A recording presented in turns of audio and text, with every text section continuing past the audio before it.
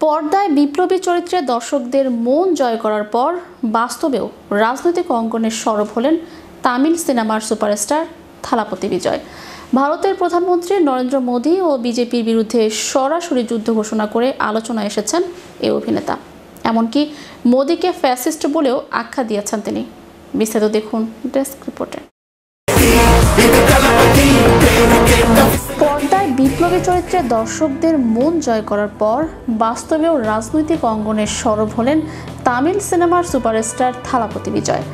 ভারতের প্রধানমন্ত্রী নরেন্দ্র মোদী ও বিজেপির বিরুদ্ধে সরাসরি যুদ্ধ ঘোষণা করে আলোচনায় এসেছেন এই অভিনেতা। এমনকি মোদীকে ফ্যাসিস্ট বলেও আখ্যা দিয়েছেন তিনি।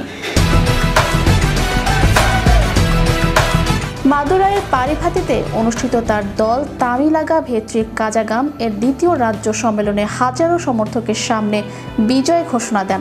আসন্ন 2026 সালের তামিলনাড়ু বিধানসভা নির্বাচনে তিনি একাই লড়বেন, কোনো জোটে যাবেন না। বক্তব্যে তিনি বিজেপিকে ফ্যাসিবাদী আখ্যা দিয়ে আদর্শগত শত্রু এবং ডিএমকে রাজনৈতিক শত্রু হিসেবে ঘোষণা করেন। বিজয়ের ভাষায়, আমরা কারো ছত্রছায়ায় নয়, কারো গোপন ব্যবসার সঙ্গেও জড়িত নই। ফ্যাসিবাদী বিজেপি ও বিষাক্ত ডিএমকের বিরুদ্ধে যুদ্ধ ঘোষণা করছি। তিনি আরও যোগ করেন, সিংহ সবসময় সিংহই থাকে, জঙ্গলের রাজা একজনই। রাজনৈতিক বিশ্লেষকদের মতে বিজয় এবার তামিলনাড়ুতে তৃতীয় ফ্রন্ট গড়ে তুলতে চান। রাজ্যের দুই ঐতিহ্যবাহী শক্তি ডিএমকে ও এআইএডিএমকের বিকল্প হিসেবে নিজেকে প্রতিষ্ঠিত করাই তার লক্ষ্য। 2023 সালে দল গঠনের মাধ্যমে রাজনীতিতে আনুষ্ঠানিক অভিষেক হয় বিজয়ের। তবে 2026 সালের বিধানসভা নির্বাচনই হবে তার প্রথম বড় রাজনৈতিক লড়াই। পর্দার নায়ক বাস্তব রাজনীতিতেও কতটা সাফল্য পান, এখন সেটি দেখার বিষয়।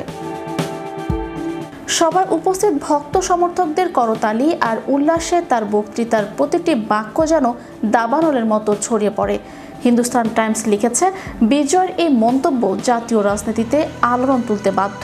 ইন্ডিয়ান এক্সপ্রেস বলেছে, একজন তারকা রাজনীতিকের মুখে ফ্যাসিবাদী বিজেপির মতো শব্দ শুধু শিরোনামই নয়, বিতর্ককেও উস্কে দেবে।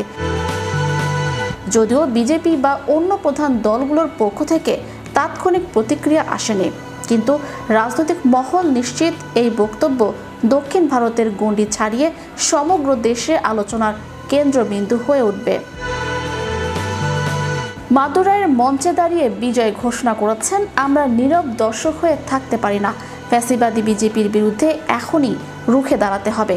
তার এই দৃঢ় ঘোষণা শুধু একটি বক্তৃতা নয়, বরং আসন্ন সময়ের ভারতীয় রাজনীতিতে একটি নতুন লড়াইয়ের সূচনা। চ্যানেল ইউরোপ বিনোদন ডেস্ক।